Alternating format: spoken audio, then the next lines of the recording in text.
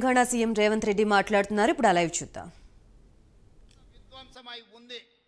గత 10 సంవత్సరాలలో తెలంగాణ రాష్ట్ర ప్రభుత్వ అప్పు దాదాపు 10 రెట్లు పెరిగింది.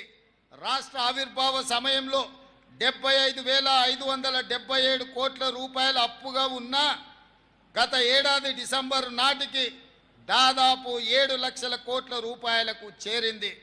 దీనిపై శ్వేతపత్రం కూడా విడుదల చేశాం. దయానీయ స్థితిలో ఉన్న రాష్ట్ర ఆర్థిక వ్యవస్థకు స్వస్థత చేకూర్చడం కోసం ఆర్థిక పునరుజ్జీవనం అవసరమని భావించాం. ఆ దిశగా రాష్ట్ర అప్పులను రీస్ట్రక్చర్ చేయించే ప్రయత్నంలో ఉన్నాం. ఇటీవల అమెరికా పర్యటనలో ప్రపంచ బ్యాంకు అధ్యక్షుడితో సమావేశమయ్యాం.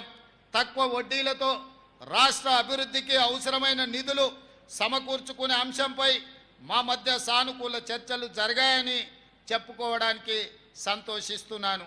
గతంలో మాదిరిగా అధిక వడ్డీలతో అప్పులు తెచ్చి రాష్ట్ర ప్రజల నెత్తిన మోయలేని భారం మోపే పనులను మేము చేయబోము. ఆర్థిక అవరోధాలు ఉన్న ప్రతి ఇంట సౌభాగ్యాన్ని నింపాలనే మహాసంకల్పంతో రూపొందించిన అభయ హస్తం హామీలన్నీ తూచా తప్పకుండా అమలు చేసే ప్రయత్నం చేస్తున్నాం. ప్రభుత్వంలో మేము కుదురుకోక ముందే, ఆర్థిక పరిస్థితిని అంచనా వేసుకోక ముందే హామీ ఇచ్చిన 6 గ్యారెంటీలలో 2 గ్యారెంటీల అమలును ప్రారంభించిన ఘనత ఈ ప్రజా ప్రభుత్వానిది. బాధ్యతలు స్వీకరించిన 48 గంటల్లోనే 2 గ్యారెంటీలను అమలు ప్రారంభించి చరిత్ర సృష్టించాం.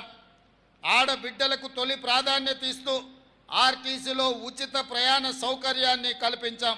ఈ పథకం ద్వారా జూలై ఆఖరు నాటికి మహిళలకు 2,351 కోట్ల రూపాయలు ఆదా చేయగలిగామని సగర్వంగా చెప్పగలను. రాష్ట్రంలో వైద్యం అందక ఏ ఒక్క ప్రాణాలు పోకూడదన్నది మా ప్రభుత్వ ఆశయం. ఈ రాష్ట్రంలో నిరుపేదల సైతం కార్పొరేట్ ఆసుపత్రికి వెళ్ళి ఖరీదైన వైద్యాన్ని పొందాలన్న లక్ష్యంతో ప్రజా ప్రభుత్వం అధికారంలోకి రాగానే ఆరోగ్యశ్రీకి పూర్వ వైభవాన్ని తెచ్చే ప్రయత్నం మేము చేశాము.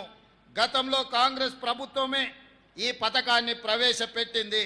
దీనిని మరింత పటిష్టంగా అమలు పరిచేందుకు ఆరోగ్యశ్రీ కింద ఉచితంగా అందించే వైద్య చికిత్సల పరిమితిని 5 లక్షల నుండి 10 లక్షల రూపాయలకు పెంచాం.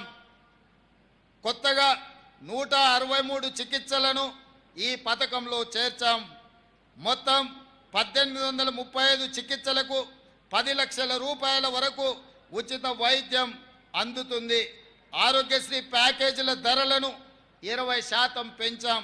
అవయవ మార్పిడి సహా ఆధునిక చికిత్సలను అందుబాటులోకి తీసుకువచ్చాం. రేషన్ కార్డుతో సంబంధం లేకుండా ఆరోగ్యశ్రీ పథకం అమలు చేయాలని మా ప్రభుత్వం నిర్ణయించింది. ప్రభుత్వ ఆసుపత్రులను ఆధునీకరించి విస్తృత వైద్య సేవలు అందించేందుకు ప్రభుత్వం కృత నిశ్చయంతో ఉంది. రాష్ట్రంలో ప్రతి ఒక్కరికి ప్రత్యేక గుర్తింపు సంఖ్య గల డిజిటల్ హెల్త్ ప్రొఫైల్ కార్డు జారీ చేసే విధానాన్ని త్వరలో ప్రారంభిస్తాం. పౌరుల ఆరోగ్య సంబంధిత సమాచారం ఒకే చోట అందుబాటులో ఉండి సులభంగా రోగ నిర్ధారణ, సత్వర చికిత్సకు వీలు కల్పించేందుకు ఈ ఆలోచన చేస్తున్నాం. ఆడబిడ్డల కన్నీళ్లు తుడవాలన్న లక్ష్యంతో ప్రారంభించిందే మహాలక్ష్మి పథకంలోని మరో పథకం. 500 రూపాయలకే వంట గ్యాస్ ఇవ్వాలన్న ఆలోచన. 2014లో కాంగ్రెస్ పార్టీ అధికారం కోల్పోయే నాటికి గ్యాస్ సిలిండర్ ధర 410 రూపాయలు మాత్రమే. 10 ఏళ్లలో దానిని 1200 రూపాయలకు పెంచిన పాలన మీరు చూశారు. అందుకే తిరిగి సిలిండర్ ధరను 500 రూపాయలకే ఇవ్వాలన్న సంకల్పంతో ఈ కార్యక్రమాన్ని ఈ ఏడాది ఫిబ్రవరి 27న ప్రారంభించాం. 40 లక్షల మంది లబ్ధిదారులతో మొదలైన ఈ పథకం ప్రస్తుతం 43 లక్షల మందికి లబ్ధి చేకూర్చుతుంది. సబ్సిడీ కింద లబ్ధిదారులు ఉపయోగించిన 61,77,933 సిలిండర్లకు గాను 204 కోట్ల రూపాయలను ప్రజా ప్రభుత్వం చెల్లించింది. అదేవిధంగా అల్పాదాయ వర్గాల వారికి విద్యుత్ బిల్లుల భారం తగ్గించి వారి గృహాలలో చీకట్లను పారదోలి విద్యుత్ కాంతులను నింపేందుకు గృహజ్యోతి పథకం అమలు చేస్తున్నాం. 200 యూనిట్ల కంటే తక్కువ విద్యుత్ వాడే ప్రతి ఇంటికి ఉచిత వెలుగులు పంచుతున్నాం. ఈ పథకాన్ని 2024లో ప్రారంభించాం. ప్రజాపాలన సేవా కేంద్రాల ద్వారా దరఖాస్తులు స్వీకరించి అర్హులైన వారందరికీ ఈ పథకం వర్తింపచేస్తున్నాం.